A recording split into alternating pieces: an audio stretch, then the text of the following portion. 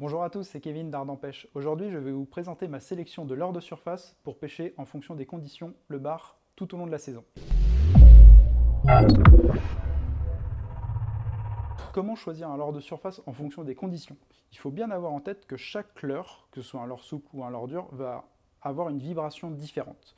C'est exactement la même chose pour un leurre de surface. En fonction de la météo, on va choisir une sonorité et une vibration qui va être plus ou moins adaptée à la situation. Tout ce que je vais vous présenter aujourd'hui, ce n'est pas une vérité absolue. Ce sont des observations que j'ai pu partager avec de nombreux pêcheurs et en suivant le schéma que je vais vous présenter, vous pourrez trouver des solutions rapidement en étant au bord de l'eau ou sur l'eau en fonction des conditions de temps. Tout d'abord, on va commencer par le pire des cas, entre guillemets, c'est-à-dire quand vous avez beaucoup de vent, que la mer est formée. Ce sont des conditions qu'on va trouver régulièrement quand on est du bord, et en bateau quand on est un petit peu motivé. Dans ces cas-là, il y a un leurre qui surpasse tous les autres en distance de lancer, c'est le pachinko. C'est un leurre qui a la particularité de se tenir à l'arrêt, à la verticale dans l'eau, ce qui va lui permettre de ne jamais sauter la vague. Il est toujours accroché dans l'eau, donc c'est un leurre qui est très intéressant pour pouvoir pêcher justement dans ces conditions de temps très musclées, on va dire. Le pachinko, comme je viens de le dire, se tient à la verticale dans l'eau. Ça a plusieurs avantages.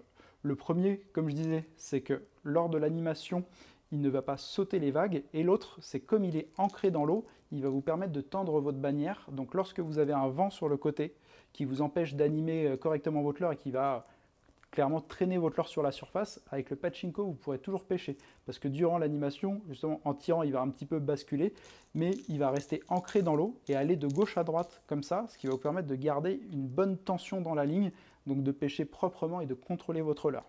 Et ça, c'est primordial au leurre de surface, c'est de contrôler ce qu'on fait. Autre chose sur le pachinko, c'est que, comme je disais, il se tient à la verticale dans l'eau. Lors des animations qu'on va faire canne haute, avec un mouvement de poignet et en moulinant tranquillement, il va basculer de gauche à droite de cette façon-là, mais il va faire énormément de mouvements sur une courte distance. J'aime utiliser ce leurre de surface quand les conditions m'obligent à utiliser un pachinko pour éviter de me faire traîner le leurre à cause du vent, et dans un autre cas où je veux insister sur une zone et faire beaucoup d'animations sur une distance réduite. Dans quel cas de figure ça va être intéressant? Le premier, c'est quand on veut insister sur une zone entre des roches quand il y a peu de courant. Ça permet de faire beaucoup d'animations au même endroit et de faire venir les poissons. L'autre cas de figure qui est clairement moins utilisé, c'est pour pêcher au leurre de surface dans des grandes profondeurs. J'entends par grande profondeur, c'est au-delà des 15 mètres de fond. Avoir un leurre qui fait beaucoup d'animations sur place dans des grandes profondeurs, ça laisse le temps aux poissons de monter et de venir cueillir le leurre. Et je peux vous dire qu'un poisson monte 15 ou 20 mètres pour prendre un leurre de surface, les attaques généralement, on s'en souvient. Pour résumer, le pachinko, je l'utilise principalement quand les conditions météo sont rudes et pour insister dans les zones de profondeur ou les zones sans courant. J'utilise principalement le pachinko en taille 140 car c'est celui qui m'a offert les meilleurs résultats, que ce soit en Bretagne comme sur la façade atlantique ou la Manche. On va passer maintenant à un leurre que j'utilise dans des conditions un tout petit peu différentes. Donc ça va être l'Astury. L'Astury, vous voyez, il a une forme différente. Il est très effilé sur l'avant comme sur l'arrière. Celui-ci se lance extrêmement bien aussi. L'Astury, je vais l'utiliser dans des situations un petit peu différentes. Je préfère pêcher à l'Astury lorsqu'il y a bien plus de courant qui passe sur les roches. L'Astury, contrairement au pachinko, c'est un leurre qui va se tenir à 45 degrés dans l'eau. Celui-ci, il est fait pour être animé très vite. Donc vous allez l'animer avec une bonne rythmique au niveau du poignet en moulinant rapidement. Ça va lui permettre de glisser sur l'eau, d'aller de gauche à droite, de sauter, de passer en dessous la couche d'eau. Des fois vous le perdrez de vue, mais c'est comme ça qu'il excelle. Plus vous l'animez mal, plus vous prendrez de poissons, et c'est ça qui est fabuleux avec un Astury. Donc l'Astury, je vais m'en servir pour pêcher lorsqu'il y a du courant, lorsque je veux chercher des poissons actifs et pêcher de manière dynamique. Pour pêcher vite et trouver des poissons actifs, il n'y a pas mieux que l'Astury. Il va vous permettre d'être très très dynamique dans vos animations et de trouver des poissons qui vont être en chasse pour couvrir du terrain. Donc l'Astury, canne haute, on mouline de manière soutenue, on secoue la canne avec le poignet, on le fait sauter, glisser dans tous les sens, il éclabousse, il imite un peu comme une orphie qui va sauter hors de l'eau. C'est un leurre qui agace bien les poissons et qui les fait bouger. Pour les tailles d'Astury, j'ai une petite préférence pour les tailles 130 et 150 qui vont me permettre de pêcher dans des conditions de mer un tout petit peu plus agitées car il a une meilleure tenue dans l'eau et vous allez gagner un petit peu en distance. Autre chose, et c'est valable pour le pachinko comme l'Astury, je préfère monter en taille car ça évite de s'embêter avec les orphies et en Bretagne on en a un paquet. Maintenant on va passer à un autre leurre de surface qui est extrêmement connu, c'est le Z-Claw. Là, vous avez un leurre qui est un petit peu plus court et un petit peu plus rond. Lui, il a une tenue complètement horizontale dans l'eau. Le Z-Claw, j'aime l'utiliser dans les zones un petit peu plus calmes et pour insister lourdement sur une zone. Autant sur l'asturie, le pachinko, j'aime pêcher vite, je fais presque jamais de pause. Le Z-Claw, c'est un leurre qui demande à être animé avec beaucoup de douceur, on va dire. Le Z-Claw est un leurre qui va se tenir totalement à l'horizontale, à la surface de l'eau, et qui va avoir une sonorité très grave avec une seule grosse bille à l'intérieur. Comme vous pouvez l'entendre là, il a une sonorité totalement différente des autres que je vous ai présentés juste avant. Pour le Z-Claw, je vais faire une animation très douce. Donc je le lance, il tombe dans l'eau, je vais attendre des fois 5, 10, 15 secondes, et je vais faire 3-4 animations avec le poignet et en moulinant tranquillement, et je m'arrête. 3-4 animations, je m'arrête.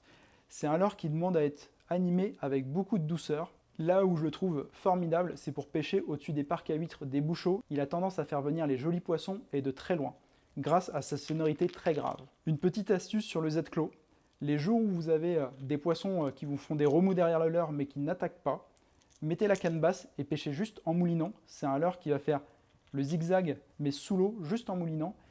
Et ça peut réserver de grosses surprises par moment. Maintenant qu'on a vu à quel moment choisir un Z-Claw, je vais vous montrer un autre leurre qui est pour un cas de figure très calme aussi, mais là vraiment à l'extrême. Donc le Frosty, celui-ci c'est un petit stick très très discret qui s'avère exceptionnel quand il n'y a plus du tout de courant, en début et fin de marée, et sur les grandes plages de sable où c'est très très calme avec des eaux super claires. Ce leurre là est tout petit, il ne paye pas de mine, ressemble un petit peu à un pachinko, moins volumineux, et il n'a pas la même tenue dans l'eau. Lui aussi va se tenir assez haut sur la surface, il est très très discret, comme c'est un leurre qui est fait pour les zones assez calmes, voire très très calmes, on va l'animer tout doucement. Comme un Z-Claw, je préfère faire un peu plus d'animation sur la longueur, mais c'est un leurre qui demande aussi de la douceur, et c'est là qu'il va être très très bon. C'est un de mes leurres préférés pour pêcher les jolis poissons quand il n'y a plus de courant et que la mer est extrêmement calme. Il est discret, il va glisser sur l'eau, c'est furtif, les poissons s'en méfient très très peu, et c'est ça qui est exceptionnel avec un Frosty. Pour un cas de figure totalement opposé aux deux leurres précédents qui sont Frosty et le Z-Claw, donc ça veut dire dans des situations avec beaucoup de courant, quand vous avez des grandes veines de courant là, qui vont passer sur les plateaux de roche, sur les accélérations, sur les pointes, il y a un leurre qui est exceptionnel et qui est moins utilisé sur le bar, malheureusement, c'est le popper, et en l'occurrence le feed popper. Pour les cas de figure où il y a beaucoup de courant, j'utilise le feed popper, et là en l'occurrence un feed 120, donc qui a une forme quand même assez allongée. Il existe dans différentes tailles. Il a une bouche creusée qui va permettre à l'eau de comprimer l'air et de faire un pop caractéristique. Là où c'est intéressant, c'est que vous allez faire un pop qui est une sonorité très très grave, et cette sonorité-là, les poissons vont pouvoir la localiser lorsqu'il y a beaucoup de courant.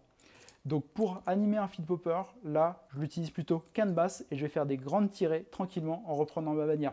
Pop, on reprend. Pop, on reprend. Il n'y a pas besoin de pêcher vite avec sur le bar, on y va en douceur. Donc le feed popper, lorsqu'il y a beaucoup de courant, on pêche doucement avec et ça permet de faire bouger les poissons de loin car ils peuvent l'entendre de très très loin. Pour pêcher au leurre de surface, je choisis une Egg Snap. C'est clairement l'agrafe qui passera le mieux sur l'ensemble des leurres de surface. Egg Snap, elle est en forme, on va dire, d'œuf, très ronde, elle va donner beaucoup de liberté au leurre. Au leurre de surface, il est primordial d'utiliser une agrafe adaptée pour que le leurre puisse s'exprimer au mieux et d'avoir toute sa liberté dans la nage, donc être le plus efficace possible. Passons à une partie extrêmement importante sur la pêche au leurre de surface, ça va être le choix de la couleur en fonction des conditions de luminosité, des couleurs d'eau et de la nourriture qu'on va trouver sur la zone. Alors pour commencer, on va faire assez simple.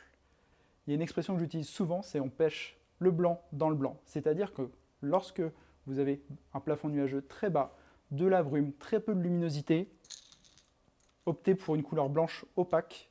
Généralement, c'est celle-ci qui sortira du lot. Pour vous expliquer le choix des couleurs en fonction des conditions et l'évolution qu'elles peuvent avoir au fur et à mesure de la journée, je vais vous raconter une partie de pêche que j'ai vécue avec des amis l'été dernier. Donc sur une partie de pêche de 3 heures, on s'est rendu compte qu'au début, avec la pluie, avec les nuages assez bas, on était sur une couleur opaque, avec un ventre blanc. Ensuite, il y a eu un peu plus de luminosité, c'est passé sur une couleur avec un tout petit peu de transparence qui est le gosse lançon. La luminosité a continué d'augmenter et la visibilité aussi car l'eau était de plus en plus claire. C'est passé sur un cabot. Et quand l'eau est devenue très très claire avec beaucoup de lumière, beaucoup de soleil, le Ghosty Washi a surpassé toutes les autres couleurs. La couleur du dos d'un leurre de surface peut sembler avoir une importance mineure. Il faut quand même avoir en tête que lorsqu'un leurre de surface va aller de gauche à droite, à chaque mouvement, il va tourner sur lui-même et en fait c'est son dos qui va présenter au poisson. Vu du dessous, un leurre de surface, on voit le dos à chaque animation dès qu'il va basculer sur son axe. D'où l'importance de s'adapter en fonction de la luminosité ambiante et de la couleur de l'eau pour optimiser vos pêches et continuer d'avoir des résultats et s'adapter surtout en fonction des conditions. Au leurre de surface, ne ferrez jamais le poisson au moment de l'attaque, sinon vous allez retirer le leurre de la bouche du poisson, vous verrez votre leurre sauter, mais il n'y aura pas le poisson au bout. Attendez de sentir le poids du poisson dans votre canne pour planter vos ardillons. Si vous ferrez avant, vous les raterez tous. Voici quelques clés pour choisir ses leurres de surface en fonction des conditions et d'optimiser au maximum sa pêche pour prendre le plus de plaisir possible au bord de l'eau. Si vous avez besoin d'autres renseignements, n'hésitez pas à poser des questions dans l'espace commentaire sous la vidéo, ou alors nous contacter via les réseaux sociaux, le site internet, ou venir nous voir au magasin à Pontivy. À bientôt!